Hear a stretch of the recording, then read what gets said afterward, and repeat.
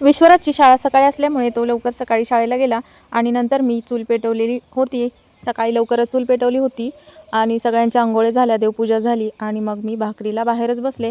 दररोज चुलीवरती भाकरी जमत नाही करणं, मग म्हटलं चला आज चुलीवरती भाकरी करूया.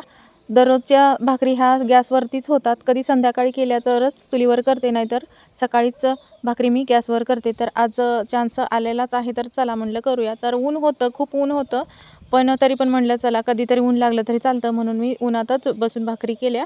तर सगळं बाहेर आणलं, सगळं घेतलं, एक पोतं टाकलं आणि त्यानंतर मग त्याच्यावरती पराठे ठेवून पीठ चाळून मग मी भाकरी केल्या. तर तवली ठेवली होती पाण्यासाठी, भरून ठेवली होती अंघोळ करण्यासाठी. मग सगळ्यांच्या अंघोळ्या झाल्यानंतर तवली खाली उतरून ठेवली.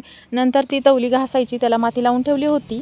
बाहेर बसून भाकरी करायला खूप छान वाटतं, पण ऊन लागतं आणि मोकळं असल्यामुळे जास्त करून बाहेर करता येत नाहीत भाकरी. तर मला चुलीवरतीच खूप आवडतं भाकरी बनवायला. मी कधी-कधी भाकरी जसा वेळ मिळेल तसं मी भाकरी चुलीवरतीच बनवते. तर चुलीवरच्या भाकरीला एवढी चव छान येते, ती सर्वांनाच आवडते, म्हणून मी चुलीवरच्याच भाकरी बनवते. तर चूल पेटलेली असली की त्याच्यावरती भाजणीचं काय भाजायचं असेल तर ते भाजून घ्यायचं आणि भाकरी करून घ्यायच्या. आणि दररोजचं तर दूध मी चुलीवरतीच तापवते. चुलीवरती दूध तापवल्यानंतर चहा पण छान होतो आणि चांगलं तापतं आणि नासत नाही किंवा काहीच दुधाला होत नाही, म्हणून चुलीवरती असं तापून ठेवायचं, म्हणजे 2-3 दिवस दुधाला काहीच होत नाही. मी एकदमच 2 लिटर दूध तापून ठेवते, म्हणजे 2-3 दिवस ते सहज जातं. ज्वारीच्या भाकरी मी बनवत आहे, तर तव्यावरती भाजून घ्यायच्या, नंतर आराला लावायच्या. अशा मी भाकरी सगळ्या करून घेतल्या. तर याच्यामध्ये मी संपूर्ण भाकरी केलेलं तुम्हाला दाखवलं नाही, थोडंसं मी शूट घेतलं होतं, तेच तुम्हाला या व्हिडिओमध्ये दाखवते. तर मी पाट घेतलेला नव्हता, मांडी घालून बसलेले आहे, कारण अगोदरच कट्टा उंच असल्यामुळे पाटाची काही गरज नव्हती, म्हणून मी अशाच भाकरी बनवल्या. तर माझ्या सगळ्या भाकरी झाल्यानंतर मी इकडे फोडणी टाकली. अंड्याची भाजीसाठी मी फोडणी टाकली. तर अगोदर सगळा मसाला करून घेतला.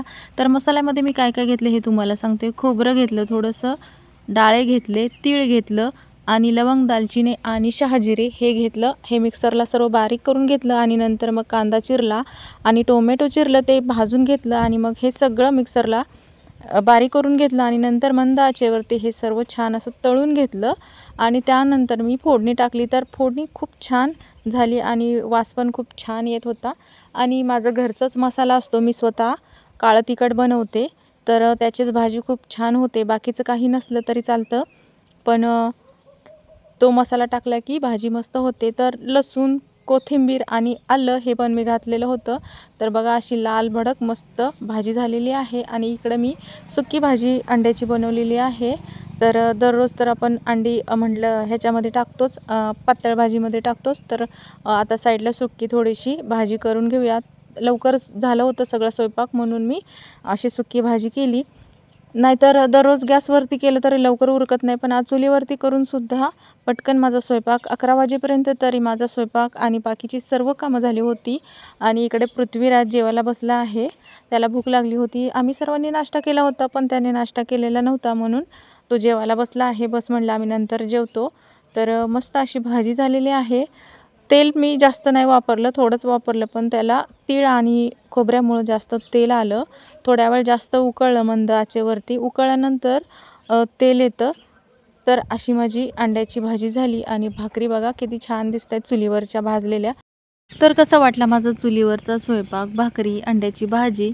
अंडेसुद्धा मी चुलीवरती शिजवून घेतले.